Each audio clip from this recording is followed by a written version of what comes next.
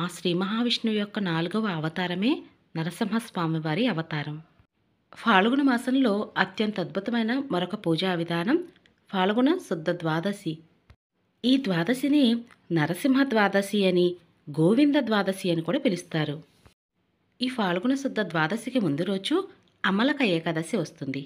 ఎవరైతే అమలక ఏకాదశి రోజున పూజా విధానం ఆచరించారో వారు తప్పనిసరిగా నరసింహస్వామి వారి ద్వాదశిని కూడా ఆచరించవలసి ఉంటుంది. మరి అమలక ఏకాదశి పూజ ఎలా చేయాలి, పాటించవలసిన నియమాలు ఏమిటి, పూజ విధి విధానం గురించి ముందుగానే నేను పూజా వీడియో షేర్ చేస్తున్నానండి. ఏ కారణం చేతైనా అనుకోని పరిస్థితుల్లో మీరు అమలక ఏకాదశి పూజా విధానం ఆచరించకపోయినట్లయితే పర్వాలేదండి. నరసింహ ద్వాదశి రోజైనా సరే ఆ శ్రీ మహావిష్ణువుని పూజించవచ్చు.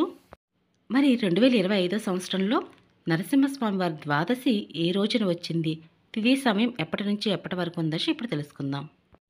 లక్ష్మీ నరసింహస్వామి వారికి మంగళవారం వేళ, శనివారం వేళ ప్రత్యేకమైన పూజలు చేస్తారు.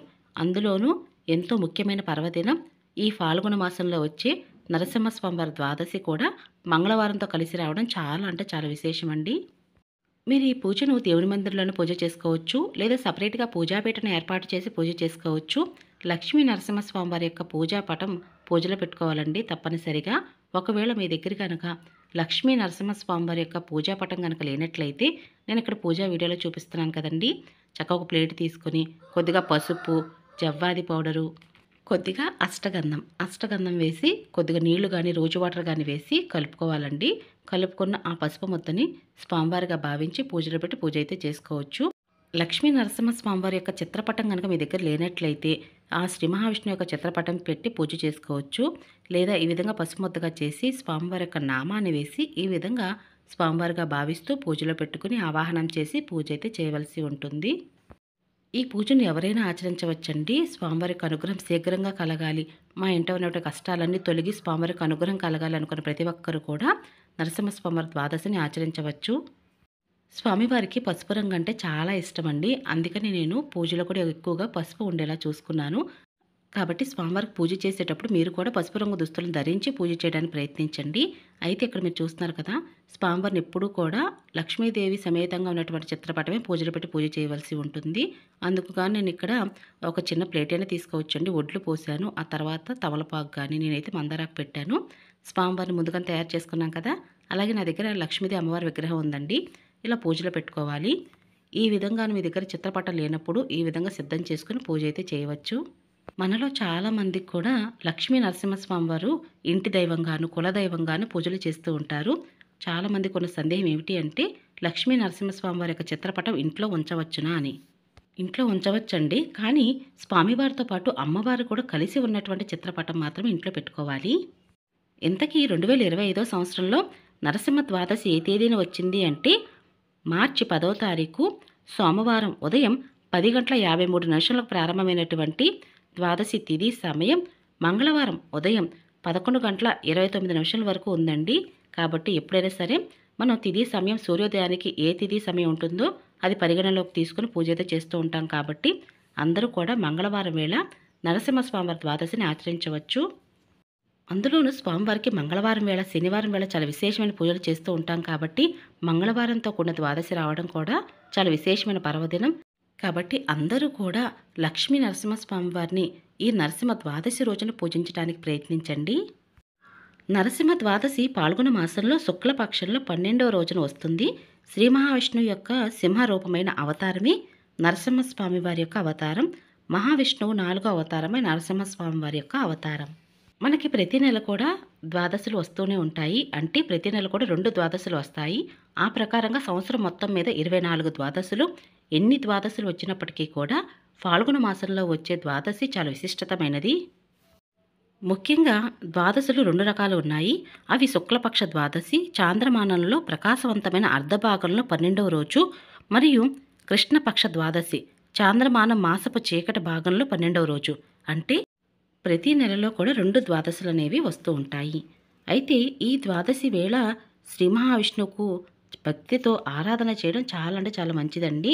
అందులోనూ నరసింహస్వామి వారి యొక్క ద్వాదశి రోజున స్వామివారికి నిత్య దీపారాధన చేసి ధూపం వేసి కొంచెం పెద్ద సైజులో ఉన్నటువంటి మట్టి ప్రమిద అయితే తీసుకోవాల్సి ఉంటుంది. ముందుగా ఈ ప్రమిద దీపం వెలిగించడానికి ఆసనంగా ఒక ప్లేట్ అయితే తీసుకున్నాను. అందులో వడ్లు పోసాను. మీరు బియ్యం కూడా వేయవచ్చు. అలాగే 9 ఒత్తులను ఒక ఒత్తిగా చేసి దీపాన్ని వెలిగించవచ్చు. లేదా 2 ఒత్తులను ఒక ఒత్తిగా చేస్తూ అలాగా 9 దీపాలైతే వెలిగించాలండి. ఇలా మీరు విడివిడిగాను ప్రమిదల్లో వెలిగించవచ్చు. లేదా ఒకే ప్రమిదలో కూడా 9 ఒత్తులను వేసి వెలిగించవచ్చు. నరసింహస్వామి వారి ద్వాదశిని పూజా విధానం ఆచరించే విధానంలో ఉదయం వేళ నిద్రలేచి తలంటు స్నానం చేసి ఇల్లు వాకిళ్ళు శుభ్రం చేసుకుని దేవుని మందిరం శుభ్రం చేసుకుని ఆ తర్వాత స్వామివారి పూజనైతే ప్రారంభించాలండి. అయితే ఈ పూజా విధానం ఉదయం వేళల్లో పూజ చేయటం అలాగే సాయంత్రం వేళ పూజ చేయటం చాలా ప్రధానంగా చెప్తూ ఉంటారు. అయితే శ్రీ మహావిష్ణువుని సాయంత్రం వేళ పూజ చేస్తే చాలా అంటే చాలా మంచిదండి. ఒకవేళ మీకు పూజ చేయడం కుదరనప్పుడు తప్పనిసరిగా విష్ణు సహస్రనామాన్ని చదవండి. అలాగే పూజ ఎవరైతే చేస్తున్నారో వారు కూడా తప్పనిసరిగా విష్ణు సహస్రనామం చదవటం, శ్రీ నరసింహ కవచ మంత్రాన్ని పఠించడం చాలా అంటే చాలా మంచిది.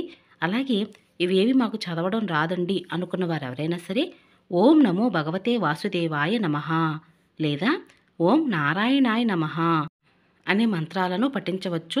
మంత్రాల ద్వారా వైబ్రేషన్స్ అనేవి కలిగి జీవితంలో స్వామివారికి అనుగ్రహం కలగటానికి ఈ మంత్రాలు ఎంతో బాగా పనిచేస్తూ ఉంటాయండి. కాబట్టి చిన్న మంత్రమైనా సరే భక్తి భావనతో స్వామివారిని పూజించటం వలన అనుగ్రహం శీఘ్రంగా కలుగుతుంది.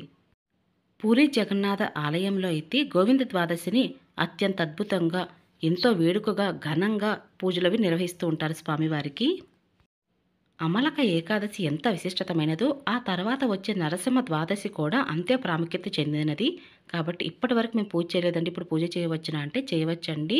స్వామివారి యొక్క అనుగ్రహం కోసం, ఈతి బాధలు తొలగించుకోవటం కోసం పూజా విధానం ఎవరైనా ఆచరించవచ్చు. స్వామివారికి భక్తి శ్రద్ధలతో దీపం, ధూపం అలాగే నైవేద్యం ఈ రోజున పండ్లు ఏమైనా సరే నైవేద్యంగా పెట్టండి. లేదా పచ్చి చలిమిడి, వడపప్పు, పానకం నివేదన చేయండి. పూజా విధానాన్ని పెద్దవాళ్ళు, పిల్లలు అలాగే వృద్ధులు ఎవరైనా సరే పూజా విధానం ఆచరించవచ్చండి. అలాగే స్వామివారికి ఇలా నివేదన చేసిన తర్వాత దీపధూప నైవేద్యాలు సమర్పించి మంగళహారతలు ఇవ్వాలి.